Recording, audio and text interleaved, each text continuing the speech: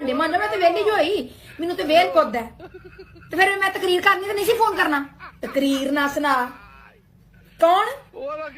तुहाडे आउंदे ना यार बेली ते अपने यारां बेलियां नूं आखो अपने घर रोटी पकाण अपनियां बुढ़ियां नूं आखण तुहानूं भावें 3 टाइम खवा के घलिया करन मैनूं कोई इतराज नहीं मैं तो कोई रोटी नहीं पकानी इत्थे जेड़े दरबार खुला है चौथे दिन रोटी पकानी 1000 रुपया तेरे को मैं मंगा कदी ते तेरी जेब च निकलिया नहीं ते हुण 10,000 दी रोटियां पकाने पकान दिया अजाला धरिया नहीं मैं गंदी बुढ़ी हाँ ते ना रख मैनू नहीं मैं नहीं पकानी मां भी अंदर बैठी भैन भी बैठी है जाग दे उन्होंने पका इन्हां कम्मां लई पैसे निकल आंदे जे मैं आखां कदी पेके चलीए ते दर्जन केले ते तू कदी खड़े ना कदी किलो सेबां दा ते तू लिया ना खाली हाथ ते मकांदा तुर जाना ते यार तेरे आउंदे उन्हां दे लई मैं इन्नी महंगियां रोटियां पकाना ना मैं रोटी पकानी ते ना मैं पकान देनी है मैं दस दियां लै जान तेनू यार 3 टाइम दी खवा के घल्लण नाश्ते भी दोपहरां दियां भी रात दियां भी तमाशा बनाया घर ते कदी मैनू बुलाया नहीं सीधे मूंह च घुंगणियां लईयां होंदियां अंदे मां दे कमरे 2-2 घंटे बहना ते बुढ़ी कोल आके आंदे मूंह वटड़े ने ते फिर मैं कंदी रोटियां पकावां मैं कम्मण आनी है किसे कमियां दी धीआं नैण रखियां तुहाडी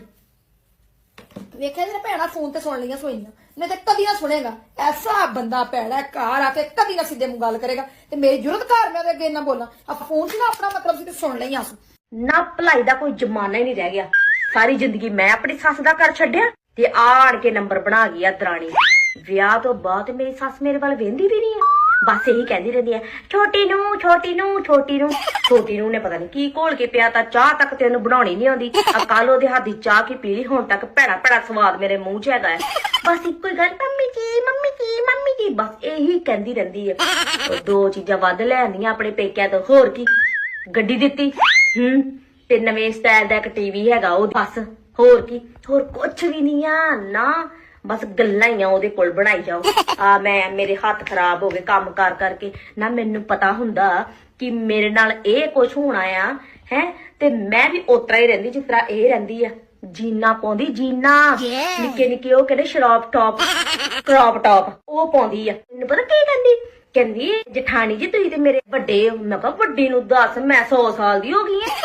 है तेरे तो ते अजे भी मैं लख दर्जे सोहनी हैगी आ मैं तुहानू भैन दस्सण दी सां भैन जी के ना सस जीण देंदी है ते ना नाना जीण देंदियां ने मैं पर पूरा मेच च रखनी ऐसा मैं उन्हां दा घर पूरा करनी है थोड़े भाई ना आ गए अच्छा चलो ठीक है तो जाओ तुसीं बह जाओ रोटी खाधी जे लिया नहीं पिओ वास्ते रोटी कल इन्हां दी फुफी निक्की दा फोन आया साडी निक्की भैन दा आंदी छुट्टियां च आउणा चाह रही भाभी मैं कहा सौ बिस्मिल्ला तेरा अपना घर है तू इत्थे जम्मी पली हकदार आ मैं कहा कल फिर चरगा बना लांगे ते नाल मच्छी तल लांगी ते जो तुसीं आखोगे आओ मेरियां भैणां ने निक्कियां मैं कल नहीं ख्याल रखना अज अम्मी तुहाडी दी तबीयत थोड़ी ठीक नहीं सी फिर मैं लत्तां नूं तेल तूल लाया मालिश कीती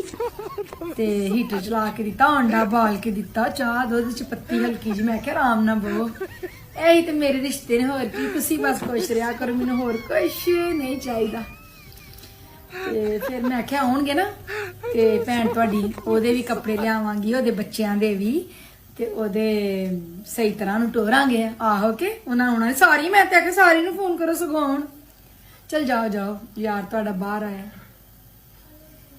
किन्ना रस्मे फ्रॉड मारने पैंदे ने बंदियां नूं राजी रखण लई बंदा की करे।